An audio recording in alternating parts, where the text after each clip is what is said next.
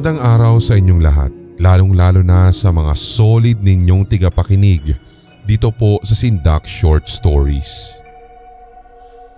Na-trigger lamang po ako na magbahagi nito, Sir Red, sapagkat makailang ulit na po akong nakakadinig ng mga featured story po ninyo patungkol sa mga multo at engkanto.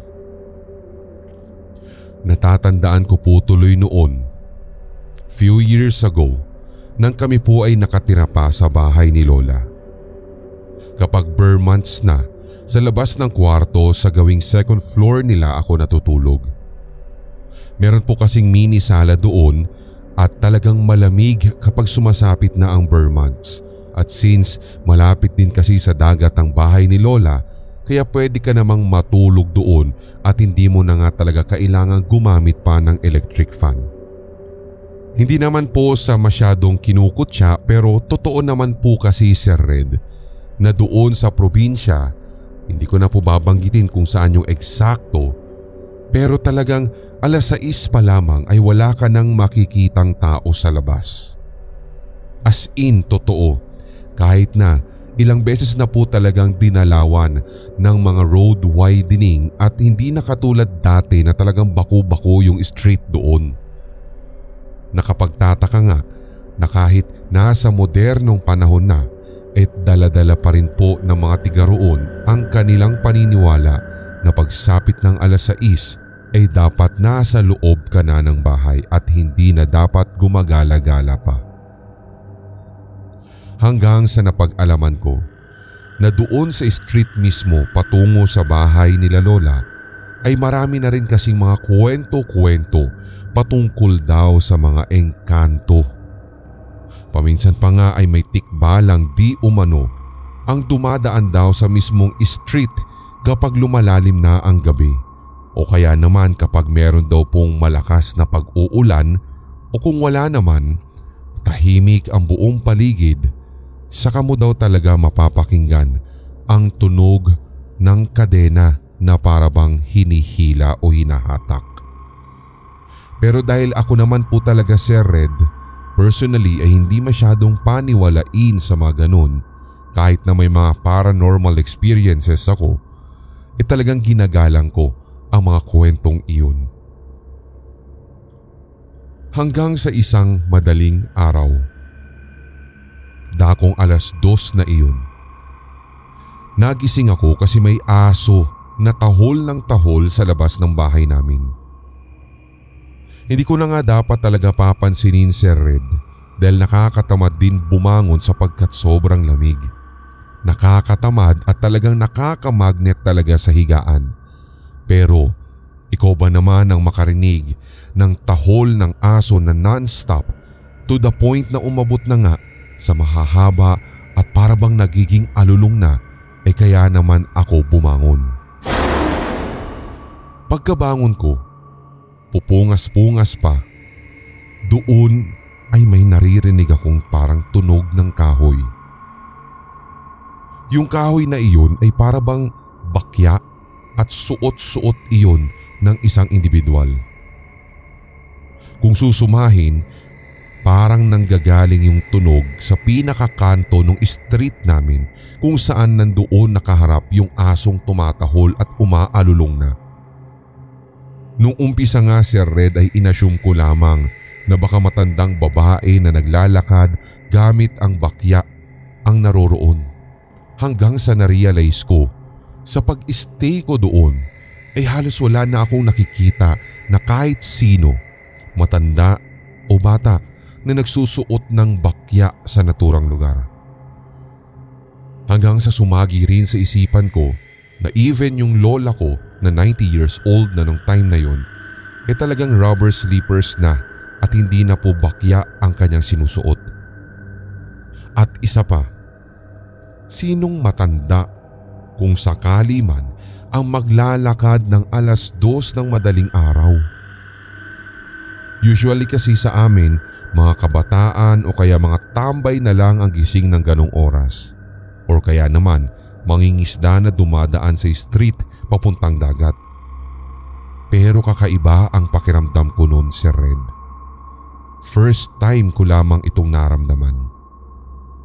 Hanggang sa narinig kong papalapit na sa bahay namin yung yabag at mas nagiging klaro sa pandinig ko yung tunog ng kahoy na animoy bakya. Unti-unti, doon ko napagtatanto na yung steps niya ay parang ganun sa mga kabayo. Hindi pangkaraniwan ang lakas niya. Papalapit kasi ng papalapit. Hanggang sa ito na, naramdaman ko na Sir Red yung kaba at kasabay nun, nakakaamoy na ako na parang ang panghi at yung putok na naghalo ba, kaya masusulasok ka talaga. Napansin ko rin na habang dumaraan yung naririnig ko, nag-iiba rin yung direksyon kung saan humaharap yung aso na parabang sinusundan niya itong kanyang nakikita. Ito yung nag-cause din sa akin para hindi makagalaw kahit gustong gusto ko nang sumilip sa bintana. Nakatayo lang ako nung narinig kong malayo na yung dumaraan pero hindi ko na siya matanaw sa bintana. Actually ay hindi ko po talaga masasagot kung ano yung nilalang na yun. Hanggang ngayon nga po nananatiling palaisipan sa akin kung tunay na tao o totoo na nga ba ang kwento ng mga matatanda na may tikbalang na dumadaan sa street namin sa ganung oras. Sindak! Magandang araw sa lahat. Ako nga po pala si Reyna. Ang aking ibabahagi sa inyo, Sir Red, ay patungkol sa karanasan ko nung ako ay college sa isang sikat na paaralan sa Bikutan. For sure, kung tiga dito kayo sa lugar na ito, malalaman mo na agad kung ano ang pangalan ng eskwelahan naming ito. Basta't dati daw po siyang ospital at kulay pink ang buong gusali. Simula nang malaman ko ang patungkol dito, inusisa ko na ng lubos ang aking eskwelahan na iyon. Tunay ang mga balita na nagsasabi na wala namang masyadong binago doon sa gusali bago pa man ito tuluyang maging eskwelahan. At since dati nga itong ospital, malamang puro pasyente at mga gamot ang talagang naroroon na nakaimbak sa gusaling yun. Well, actually Sir Red, first year pa nga kami nun ay naabutan ko pa na meron pa pong mga botelya ng gamot sa ilang bahagi sa first floor. I was 16 nung time na yon. Dahil nga syempre excited much at unang beses na ako po'y tumapak sa isang may kalakihang paaralan. Maaga talaga akong pumapasok. Hindi naman din sa pagmamayabang, punctual talaga akong estudyante since ako ay nag first year hanggang sa graduate. Madalas nga Sir Red ay nauuna talaga akong pumasok sa mga prof ko. At dahil wala pa nga po yung ilang mga kaklase ko, nakikikwarto muna ako sa isang bakanteng room doon sa third floor. Nung time na mangyari ito ay umupo ako sa isang kwarto doon. Room 302 pa nga iyon. Umupo ako malapit sa aircon sapagkat pinagpapawisan na ako. Pero may naramdaman ako na tila baga nakatingin sa akin. Nang aking pinakiramdaman, nakita ko talaga Sir Red sa pamamagitan ng gilid ng aking mga mata na meron pong isang babae na ang suot ay kulay pink at ang pambaba niya ay pajama. Aaminin ko na simula nang makita ko siya sa room 302, sa tuwing ako ay tumatambay na sa kwartong yon o kaya naman ay doon mismo yung next subject namin, palagi ko na siyang nakikita na nakatayo sa isang sulok ng kwarto na yun. Nung una hindi ko talaga pinapansin, pero may kakaibang sindak ang nararamdaman ko nung katagalan na siya mismo ay nagpapakita at tila ba pasadya yung pagpaparamdam niya. Nang minsan ngang naikwento ko ito sa mga kaklase ko, sinabi nila na baka nababaliw lang daw ako, kaya hinayaan ko na lamang sila, and from that moment on, Sir Red, hindi na ako nagtangka pa na magkuwento ng iba ko pang nakikita sa building na yun. Dahil doon nagkaroon tuloy ako ng doubt kung tunay na third eye ba ang taglay ko o kaya naman ay guni-guni ko lamang ang lahat. Pero nang kay mama ko na ikwento ito, mariin niyang sinabi na may third eye daw talaga ako. Kasi hindi na minsan, kundi madalas na nagpapakita sa akin ang mga entity na iyon. Hanggang sa kalaunan, tumungtong ako ng second year hanggang third year, naririnig at nararamdaman ko na yung mga kaluluwang pagala-gala doon sa third floor ng aming eskwelahan.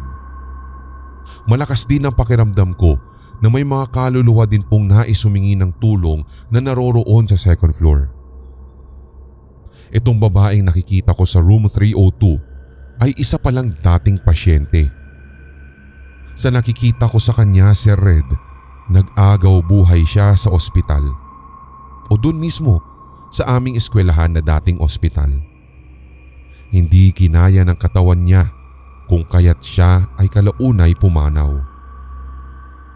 Meron pa nga din pong kwento na meron daw isang pasyenteng babae na pinagsamantalahan ng isa sa mga doktor noong mga panahon na ito ay ospital pa lamang. Kung kaya't ito pala ang dahilan kung bakit humihingi siya ng tulong pero wala ni isa ang nagligtas sa kanya. Hanggang sa minsan nga ay umabot kami ng hanggang 6:00 ng gabi sa eskwelahan sapagkat meron po kaming practice ng sayaw. Sa room 303 na po kami noon. Malawak kasi yung room kaya talaga makakapag-practice kami ng husto. Kasama ko noon ang mga kaibigan ng kaklase ko na kagrupo ko at meron nga po akong nakita na nasa harapan na isang matandang babaeng nakasuot ng duster na pula. Sa katunayan ay first time ko lamang po siyang nakita sa 3 taon ko na sa kolehiyo. Para nga po kung tutuusin ay bagong recruit lamang ito. Ngayon nga lang din po ako nakakita ng isang ghost na nakasuot ng duster at kulay pula pa. Sa nakikita ko po sa kanya, parang hindi siya masaya. Para bang naiingayan siya sa ginagawa naming pagpapractice. Pero nang lumaon, nakikita ko po na para na siyang nagsasalita. Kung babasahin ko ang kanyang sinasabi at sa kung paano niya ibuka ang kanyang labi, parang 2 words lang, Sir Red, at ito ay mga apo. Hindi ko rin alam kung bakit pero may pagkakataon na nandoon na talaga, Sir Red, yung pagkakataon na gusto ko siyang kausapin at tanungin para malaman ko kung anong maitutulong ko pero nauunahan talaga ako ng takot. Akala ko ay doon lamang sa mga palapag o sa mga kwartong iyon meron. Paminsan ay meron nga din kami nakakasalamuha na talagang kaluluwa na pero hindi ko na lang po ikinikwento sa takot na baka ako ay paratangang baliw. Nang minsan nga po magawi din kami sa registrars at ganun din sa Students Affairs Office.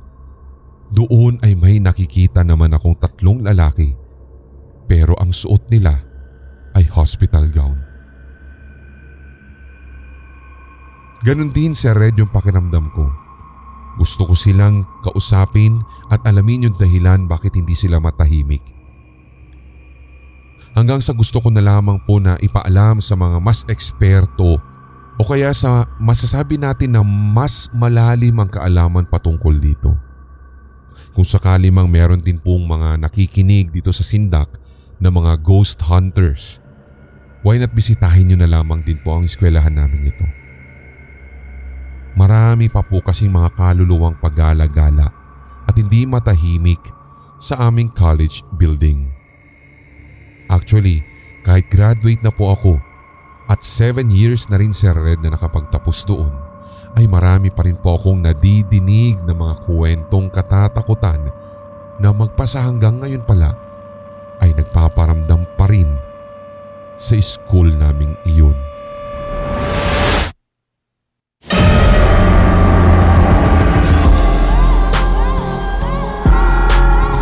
At inyong napakinggan ang tampok na one-shot Tagalog horror story. I-like, mag-comment at i-share ang episode na ito sa inyong social media, mga certified kasindak. Huwag pahuhuli sa mga bagong kwentong katatakutan dito sa ating channel, kaya pindutin na ang subscribe button at ang notification bell. Hanggang sa susunod na kwentuhan dito sa Sindak Short Stories.